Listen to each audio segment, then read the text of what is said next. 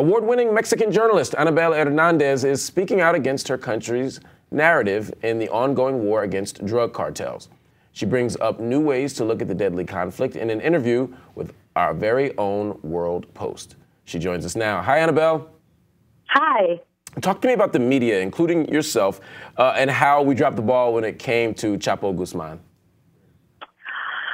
Well, at the beginning, it was really difficult to understand who was really this man and how he became very powerful. The federal government and also the U.S. government create one kind around him, make him, and they make appear that he was very smart and he was very powerful by himself.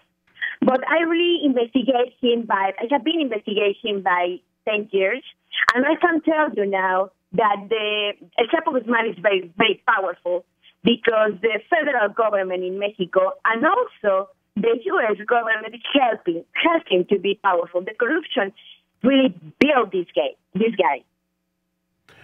In the HuffPost interview, you say that both the Mexican government and the United States government aided in the rise of the Sinaloa cartel. How did they do that?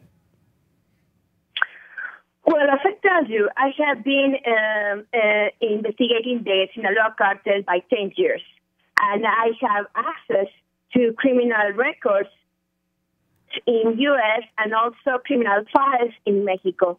And I have access to the depositions of members of the Sinaloa cartels that explain how they have meetings, for example, in El Paso with members of the DEA, giving to them known names of the enemies of El Chapo Guzman, members of Los Zetas, members of the cartel of Beltrán Leiva brothers, and also they have protection by the federal government. So if the U.S. government and the Mexican government was focused on fight against the enemies of El Chapo Guzman, of course the result was that El Chapo Guzman and his organized crime organization became more powerful. Talk to me about U.S. policy. I have some serious questions about United States policy and enforcement. It seemed to me that in some ways the policies made the cartels more powerful than they were before the policies were implemented. Yeah, you know, I really believe, I really have enough information to say that the war against the drugs in the world is false. You know, how can exist one war against the drug cartels if they still keeping the money? You know, in U.S. exists a lot of banks, several banks. The names are in the criminal files that exist in the courts, that they help to the cartels, the Sinaloa cartel, Los Zetas, Ghost cartels, to launder the money. And any member, any really head of the banks are in jail.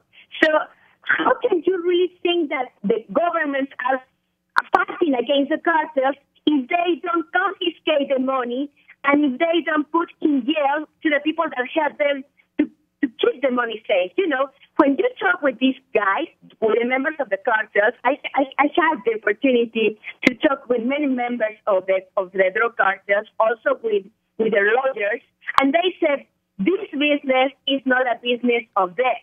This business is just for money.